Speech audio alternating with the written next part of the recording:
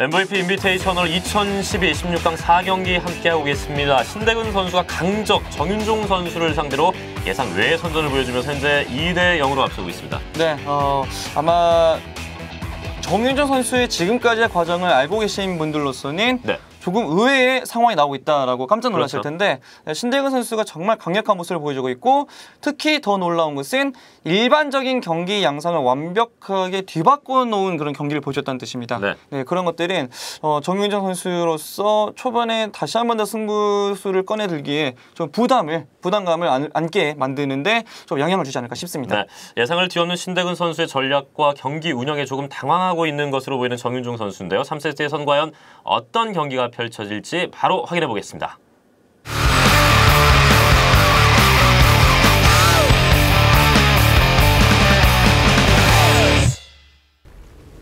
네, 경기 시작됐습니다. 7시 파란색 저그 신대근 선수입니다. 1시입니다. 빨간색 프로토스 정윤종 선수입니다. 프로토스 정윤종 선수가 최근에 보여주고 있는 기세, 성적 이런 것들을 감안했을 때 아마 신대근 선수 정도는 정윤종 선수가 쉽게 이길 것이다 이렇게 생각을 하신 분들이 많으실 텐데 스코어 자체가 0대 2로 뒤쳐져 있는 상황. 이건 조금 더 이제 경기를 봐서 이제 최종적인 결과까지 봐야 되겠지만 어찌 보면은 그 피겨스케이팅에서의 러시아 혹은 일본이 얼마 전부터 그 느꼈던 그 충격에 가깝지 않을까 싶어요. 그렇습니다. 김연아 선수 등장한 이후에 난리 나지 않았습니까? 네. 아예 그 피겨스케이팅의 볼모지로 여겼던 그런 그 상황에서 정말 그 엄청난 스타, 완벽히 그 이상하다 피겨스케이팅 대회 열기만 했으면 일본 아니면 러시아 이렇게 했었는데 한국이라고? 그렇죠. 이런 느낌이에요. 본인들이 가장 잘한다고 생각했었는데 깜짝 신데렐라가 나타난 그런 격이 되겠죠. 그러고 보니까 신대근 선수가 신시네요. 신데렐라 이렇게 부를 수도 있겠네요. 신대근 선수. 본인은 어떻게 판단할지 모르겠지만 신대근 선수가 사실 이번 정규 시즌에서 어윤수 선수 포함해서 동률자가 5명이었습니다. 그래서 그 단판 재경기 끝에 지금 플레이오프에 합류를 하게 됐어요. 그만큼 이 플레이오프 지금 16강전에 나서는 각오가 남다른 것으로 보입니다. 어찌 보면은 그 재경기를 통해서 결국 참여하게 되었다는 거, 그만큼 어렵게 올라왔기 때문에도 더 강해지지 않았나 싶습니다. 또 상대가 워낙 강적이기 때문에 강팀에 굉장히 좀 강하게 맞서는 예전에 또 우리 한국 대표팀이 또 그런 느낌이 있지 않았습니까? 신대근 선수도 역시 그런 포스를 풍기고 있습니다. 강자에게 강하고 약자에겐 약한. 사실 더 좋은 것은 강자에게도 강하고 약자에게도 강하면은 참 좋긴 한데. 그렇죠. 스포츠 세계에서 말이죠. 승부의 세계에서는 어떤 팀을 막론하고 우위를 점하는 것이 중요하겠고. 그래서 신대근 선수는 이길 때도 화끈하고 질 때도 화끈하고. 경기 내용을 보면 참 매력이 있는 선수, 그리고 스타성이 좀 엿보이는 선수라는 생각이 들어요. 사실 선수. 이전 경기도 신대근 선수가 교전 자체를 피하지 않았죠. 아예 그냥 상대 병력이 보이면은 보통 이제 빼고 조금 생각을 해보기 마련인데 생각보다도 그냥 일단 싸워보고 이후에 결과를 기다린 그런 그런 경기력이었었고요. 탐사정 한기가 좀 묘한 위치에 있는데 좀 지켜봐야 할 것으로 보이는데 여기서 지금 대운주가 시야에 들어오겠죠. 이렇게 되면 숨바꼭질 중인데 걸렸어요. 걸렸습니다. 걸렸으면은 죽어야죠. 무언가 좀 다른 전략을 준비해놓고 있었던 정윤종 선수였는데 신대근 선수 대군주 시야에 들어오면서 저글링이 또 바쁘게 응징을 하러 달려가고 있습니다. 열심히 쫓아갑니다. 제2확장기지 바로 가져가고 있는 신대근 선수. 바로 도망가고 있고요. 방금 지나간 그 연기가 나는 연막 지역은 지상병력 같은 경우는 시야를 차단합니다. 아예 그 건너편을 보기가 어렵고 공중병력을 확보하거나 아니면은 지상병력이 그 연막 지역을 넘어가야 반대쪽에 있는 그 상황을 눈으로 확인할 수 있어요. 그래서 실질적으로 이제 매복 작전이 경기 내에서 이루어지는 공간이기도 하죠. 스타크래프트 2를 보면은 선수들이 뛰어난 전략을 많이 사용하기도 하지만 전장에 따라서 전장의 어떤 지형적인 면이나 아니면 특징을 활용해서 자신의 전략 전술, 빌드 오더를 짜오는 경우가 굉장히 많거든요. 그렇죠. 사실 상대 입장으로서 이제 거의 이런 실수 잘 안 하는데 보통 이동을 할 때 어택 명령을 내리면서 이동하는 방법과 강제로 이동 명령을 내려서 이동하는 방법이 있습니다. 네네. 그런데 이동 명령을 내리게 되면 중간에 적을 만나도 그냥 싸우지 않고 그냥 맞기만 하거든요. 그럴 수 있는 상황인데 이제 방금 그 전에 이제 화면에 잡혔던 그 연막 지역 혹은 언덕 위로 넘어갈 때 이럴 땐 시야가 확보가 안 되어 있습니다. 이럴 때 그냥 모르고 이동 명령 내렸다가는 그대로 그 병기 다 잡히고 그냥 허무하게 경기 내줄 수도 있고 실제로 GSL 코드일 때도 나왔고요. 네. 미세한 부분 하나하나까지 신경을 써야 합니다. 뭐 일단 지금까지는 양 선수가 뭐 무난하게 일반적인 프로토스 대 저그 경기 양상을 보여주고 있는데 방금도 이제 화면에 잡혔죠. 네. 시야가 확보가 안 됩니다. 그렇죠. 연막 안쪽으로. 저 안에 또 이제 감시탑 안으로 들어와야지만 주위 시야가 확보가 되고. 그렇죠. 저글링을 급하게 회군시키고 있습니다. 신대근 선수. 그리고 이제 가끔씩 스타크래프트 2와 그러니까 스타크래프트 1을 즐기셨던 분들은 스타크래프트 2 딱 접하셨을 때 감시탑의 역할이 상당히 궁금해하시는 분들이 있더라고요. 네.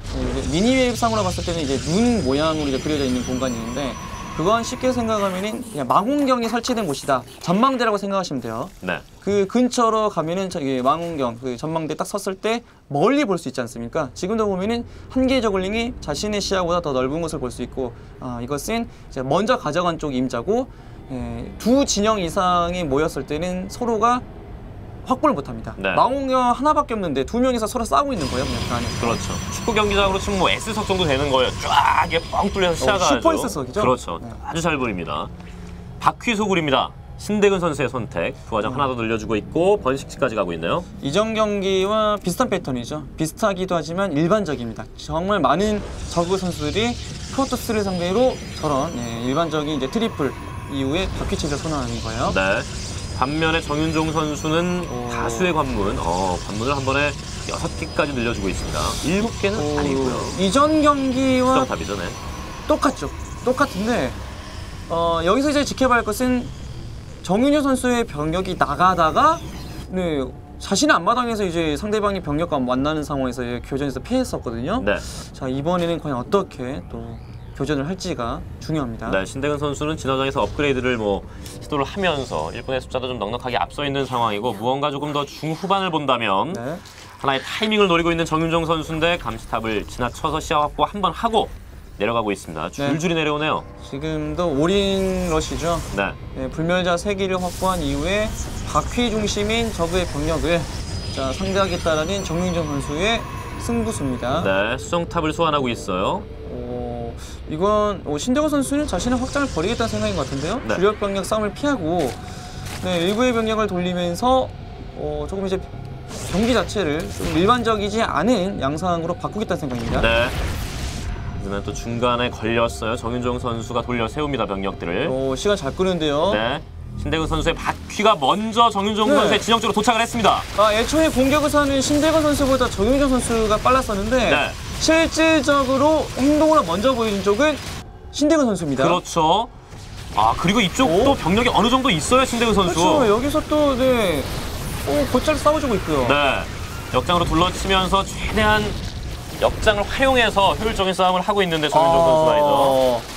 앞마당이 좀 위기에 처해 있습니다. 네, 일단 본진은 지키겠지만 앞마당 확장을 지키기는 어려워 보이고 이에 반대로 신대건 선수는 시간만 조금만 더 끌어내면 결국은 막아낼 수 있습니다. 이 정도는. 가시촉수 한기가 또 있기 때문에 수비하는데 어느 정도 도움이 되고 있고 앞마당 선은 이렇게 되면은 시설들이 좀 많이 파괴가 되고 있는 정윤종 선수인데요. 이게 한 번 확보됐던 병력의 양은 정윤종 선수가 많았었는데 정윤종 선수가 상대의 공격을 먼저 받게 되면서 일정량의 수비 건물을 언덕 위쪽에 배치하고 있었고요. 그리고 앞마당 자원 수급도 이제 안 되다 보니까 추가 병력 소환을 못하고 있습니다. 그렇습니다. 그래서 처음에는 그 많았던 병력들이 별거 없는 거예요. 뒤이어서 신대근 선수의 병력들은 계속 지키고 있고요. 네.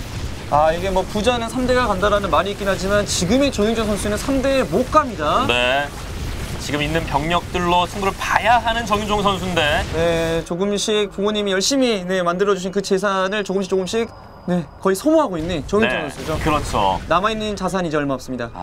불멸자 3기, 광전사 그리고 10기가 채 안 되는 병력들인데요. 네, 최대한 병력을 다시 한 번 더 소환을 해서 어떻게 해서든지 자, 힘으로 찍어 누르겠다는 생각인데 네. 하지만 지금 보면 신대근 선수의 공격 갔던 병력이 이제 돌아오면서 네.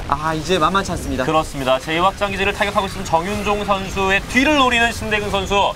확장기지는 내줬지만 정윤종 선수의 병력을 잡기에는 무리가 없어 보입니다. 그렇죠. 이 병력 잡게 되면은 사실상 정윤종 선수 경기 포기할 수밖에 없는 상황 나옵니다. 네. 마지막 남은 불멸자까지 깨끗하게 정리를 한 신대근. 네.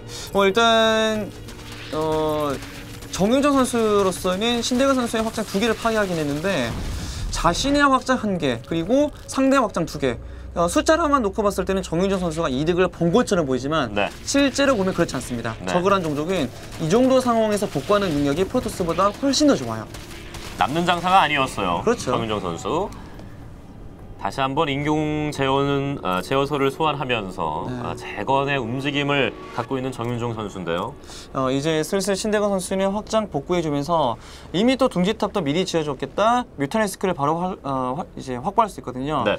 이 장면을 이제 프로토스 관측선이 이제 날아가면서 이제 보고는 있긴 한데 봤기 때문에 더 슬플 수도 있습니다. 네.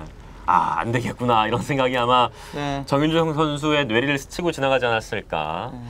뮤탈리스크까지 찍혔어요. 그렇죠. 이게 뭐 거의 여자친구의 일기장을 몰래 봤는데 이별을 선고하는 내용이 적혀 있는 겁니다. 네. 네, 이제 곧 있으면 이별 선고가 자신에게 온다는 거예요. 잔인하네요. 그렇죠. 지지죠. 지지. 네. 네, 정말 파죽지세입니다. 신대근 선수가 1세트, 2세트 이어서 3세트 여명에서도 자신의 세트로 가져가면서 3대0 10점 차로 앞서가고 있어요. 네, 사실 두 번째 경기와 양 선수의 체제 자체는 비슷했는데 네.